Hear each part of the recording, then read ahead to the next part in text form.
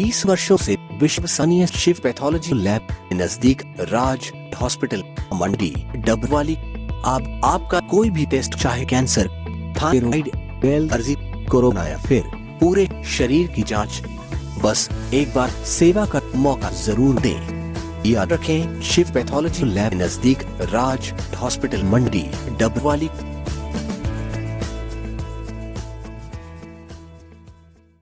नमस्कार, तेज हरियाणा से गुरविंदर पन्नू। 3 कृषि कानूनों को वापस लिए जाने के विरोध में किसान आर पार की लड़ाई का ऐलान करते हुए लगातार दिल्ली में डटे हैं और जहां पर दिन प्रतिदिन किसानों की इस संख्या में इजाफा हो रहा है। हम आपको एक ऐसे 2 गबरुओं से मिलाएंगे, यानी कि 2 ऐसे नौजवानों से मुलाकात करवाएंगे। आप इनके हौसलों को भी देखकर हैरान हो जाएंगे। हिम्मत इनकी देखिए, ये पंजाब के मलोट से चले हैं। दोनों किसान के बेटे हैं। एक की उम्र 21 साल है, दूसरे की उम्र 22 वर्ष है। एक ने बीए की एग्ज़ाम देने के बाद क्लियर कर लिया अपनी ग्रेजुएशन, दूसरा अभी तक ग्रेजुएशन के अंडर है, वो कर रहा है।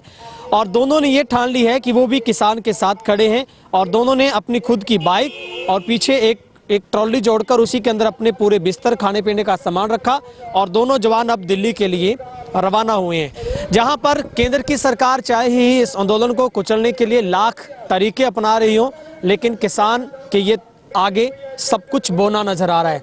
हालांकि सरकार ने कई मुद्दों पर सहमति जताई है, लेकिन किसानों का रोजाना दिल्ली के लिए कूच करना दिन प्रतिदिन बढ़ रहा है। इस वक्त हम हरियाणा के खुया मलकाना टोल पर है, जहां से इन दोनों एक युवा किसान गुजर रहे थे। इनको मिलने वालों का भी तांता लगा है और हर कोई इनकी हिम्मत को दाद दे रहा है। सर, हम सबसे पहले तो ये बताएं, आपकी उम्र कितनी है, क्या नाम और कहाँ से चले आप? मेरा नाम इंकलाब सिंह है जी, ते मेरी उम्र है 22 साल ते मलोट साडा शहर है ते बुरज सिरवा पिंड आ। ते असी अज तकरीबन 10 बजे उत्थों तुरे सीगे ते असी भी सोचा भी हुण असी बाइक ते ही जावांगे, क्योंकि ये तो है भी असी जिन्ने दिन मर्जी उत्थे रह सकते, क्योंकि किसान जथेबंदियां ने ये मिथ्या आ भी मान लो भी कोई 10 दिन या महीना लाया भी फिर होर नवीं जथेबंदी पिंडों लोग आउणगे।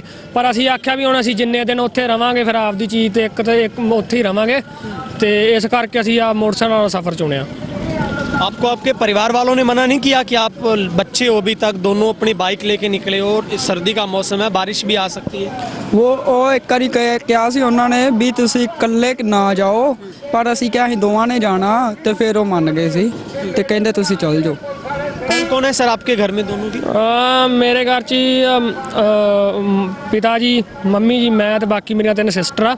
ते मैं फिर असी आख्या भी अस तो जाना ही जाना, फिर आए जिद करके आए हैं। थोड़ी पहला मानते नहीं, फिर वो कहते चल कोई नहीं, जो आड़ ही गए तो चल जाओ तुम। आपके परिवार में कौन है? मेरे घर में एक मेरा ब्रो है, वो कनाडा है, ते एक मम्मी और पापा है। मतलब आपके बाद आपके मम्मी पापा ही बच्चे? हाँ जी वही करे। हाँ जी उदा आना तो उन्होंने फिर घरे तुहानू पता एक बंदा चाहिए जरूरी काम करने लिए, जिवें खेतीबाड़ी भी चल रही है, कणक की बिजाई वगैरह हो गई है तो पानी लग रहे, तां करके फिर आना तो उन्होंने। पर फिर एक बारी असी जाइए, फिर असी जिस हिसाब नाल आगे बाद तुसी चल जाओ। आपकी हिम्मत ऐसी पैदा कैसे हो गई? आपका इतना मादा कैसे लेकर आए कि आप दोनों दिल्ली के लिए निकले हो? दिल्ली बहुत दूर अभी। दूर तक कोई नहीं, नेड़े कर लांगे, पर जेड़ा हुण दिल च आ गया भी जाना ही जाना तो जाना ही जाना, जिद पगाउणी पगाउणी है। क्या लगता है, किसान इतने दिनों से बैठा है दिल्ली में और हर जगह प्रोटेस्ट चल रहा है, लगता है जीत होगी? किसान जित होगी, जिवें अगे नालों झुके आ, कोई गल नहीं। आपां होर जिवें इत्थों जाई जांदे लोग, उत्थे दबाव उवें पऊ, जिवें जाण डे उवें दबाव पऊगा। हाँ जी।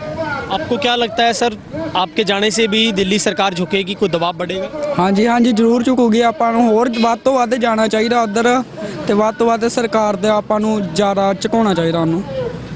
देखो हुण असी तुरे आ, सानू वेख के कोई होर भी आउणगे, साडे पिंडों भी चल आउणगे भी, वो भी गए, असी भी जाना। फिर इदां करके हौली हौली लोग आउणगे, लोकी सारे जागरूक हो जाते आ। बाकी असी आपदे फ्रेंड सर्कल नूं कहा भी कोई नहीं, असी जाने, तुसीं भी आ जाओ, कहंदे कोई चक्कर नहीं, एक बारी पहुंचो, असी भी आउणा। आपके पास कोई और साधन नहीं था? आपने घर का बाइक ही उठा लिया, पीछे कोई बचा साधन? साधन तो ऐसा ट्रैड हैगा सीगा, पर असी आख्या भी वो फिर चलाउण ते मतलब कि हुण जिवें घर दे कहंदे नहीं ट्रैक्टर नहीं तुसीं लैके जाना, भी असीं आख्या फिर असीं आपदा मोटरसाइकिल ही लै जाने, फिर मगर गड्डी हैगी जगह यही पा लैने आ, इच ही सौ जाएंगे, सारा कुछ इहदे च ही है। हाँ जी। क्या टारगेट है, कब तक दिल्ली पहुंच जाओगे? कितना सफर आपने तय किया है, कितना डेली चल? ये है कि असी हुण तकरीबन 70 किलोमीटर तय कर रहे हैं, तो सानू 1.25 घंटा लग्या, ਤੇ ਹੁਣ ਅੱਗੇ ਕੋਈ ਨਹੀਂ ਜਾ ਰਹੇ ਆ, ਕੋਈ ਨਹੀਂ ਵੇਖੀ ਜਾਊਗੀ। ਬਾਕੀ ਟੋਲ ਪਲਾਜ਼ਿਆਂ ਤੇ ਆਪਣੇ ਸਾਰੇ ਕਿਸਾਨ ਵੀਰ ਬੈਠੇ ਆ, ਆਪਾਂ ਨੂੰ ਕੋਈ ਲੋੜ ਪਈ ਉਹ ਆਪਣੀ ਮਦਦ ਕਰਨਗੇ, ਆਪਾਂ ਰਾਤ ਨੂੰ ਰਹਿ ਵੀ ਸਕਦੇ ਉੱਥੇ, ਕੋਈ ਚੱਕਰ नहीं। आपके तेल का खर्चा भी होएगा, खाने पीने का तो चलो लंगर लगे हैं, कैसे मैनेज होगा सर? ਮੈਨੇਜ ਇਹ ਆ ਵੀ ਅਸੀਂ ਜੋੜੇ ਹੋਏ ਆ, ਅਸੀਂ ਜਦੋਂ ਮੰਨ ਲਓ ਆਪਦਾ ਖਰਚਾ ਦੂਜਾ ਘਟਾ ਕੇ ਅਸੀਂ ਇੱਕ ਵਾਰੀ ਜੋੜੇ ਆ ਵੀ ਕੋਈ ਨਹੀਂ ਜਿੰਨਾ ਲੱਗਦਾ 10,000 ਲਾ ਜੇ ਕੋਈ ਚੱਕਰ ਨਹੀਂ। ਘਰ ਦੇ ਵੀ ਆਂਦੇ ਕੋਈ ਨਹੀਂ ਗੂਗਲ ਪੇ ਕਰ ਦਾਂਗੇ, ਤੁਹਾਡੇ ਖਾਤੇ 'ਚ ਪਵਾ ਦਾਂਗੇ, ਤੁਸੀਂ ਇੱਕ ਵਾਰੀ ਜਾ ਕੇ ਵੇਖੋ। मतलब घर वालों ने भी आपको खर्चा दिया? ਹਾਂ ਘਰ ਵਾਲਿਆਂ ਨੇ ਖਰਚਾ ਦਿਆ ਕਿਉਂਕਿ ਅਸੀਂ ਤਾਂ ਜੇ ਬੇਰੁਜ਼ਗਾਰ ਹੀ ਆ ਤੇ ਜਨੂਨ ਆ ਵੀ ਉਹ ਕਹਿੰਦੇ ਜਾਓ ਤਾਂ ਜਗ੍ਹਾ ਜਾਣਾ ही जाना। फिर बहुत सारे युवा आपको बैठे घर देख रहे हैं, उनके लिए क्या मैसेज है? किसान का बेटा, किसान सबसे आगे है इस पूरे प्रोटेस्ट में, पंजाब हो, हरियाणा हो, राजस्थान, दिल्ली, सब जगह के किसान आ रहे हैं, लेकिन आप युवा हैं, अभी तक बहुत कम उम्र है, क्या मैसेज सबके लिए? ਮੈਸੇਜ ਹੈ ਕਿ ਇੱਕ ਤਾਂ ਵੇਖੋ ਜੀ ਮੇਰਾ ਨਾਂ ਰੱਖਿਆ ਇਨਕਲਾਬ ਤੇ ਮੈਂ ਮੇਨ ਗੱਲ ਤਾਂ ਮੈਂ ਆਖਿਆ ਵੀ ਮੇਰਾ ਜੇ ਨਾਂ ਹੀ ਐਡਾ ਵਧੀਆ ਰੱਖਿਆ ਫਿਰ ਮੈਨੂੰ ਇਸ ਸੰਘਰਸ਼ 'ਚ ਜੁੜਨਾ ਹੀ ਚਾਹੀਦਾ। ਕਿਉਂਕਿ ਫਿਰ ਮੰਨ ਲਓ ਜੇ ਹੁਣ ਮੈਂ ਨਾਂ ਮੇਰਾ ਇਨਕਲਾਬ ਆ, ਮੈਂ ਕੋਈ ਹੋਰ ਗਲਤ ਕੰਮ ਕਰੀ ਜਾਵਾਂ ਫਿਰ ਇਹ ਨਾਂ ਦਾ ਵੀ ਉਲਟ ਪੈਂਦਾ ਨਾ, ਫਿਰ ਤਾਂ ਕਰਕੇ ਨਾਂ ਦਾ ਵੀ ਕੁਝ % ਬਹੁਤ ਯੋਗਦਾਨ ਹੈਗਾ ਇਹ 'ਚ। मतलब आप मैदान फतेह इनकलाब करके आओ? हाँ जी हाँ जी हाँ जी हाँ, जिंदाबाद किसान एकता जिंदाबाद। ठीक है, बहुत बहुत शुक्रिया। Thank you. तो आपने देखा इनकलाब जी चले हैं, पंजाब का ये इनकलाब युवा गबरू है जो कि दिल्ली के लिए निकला है। वाकई ही इन सबके हौसलों को हम सैल्यूट करते हैं और किसान लगातार तीनों कृषि कानूनों के विरुद्ध में अपना प्रदर्शन जाहिर कर रहा है।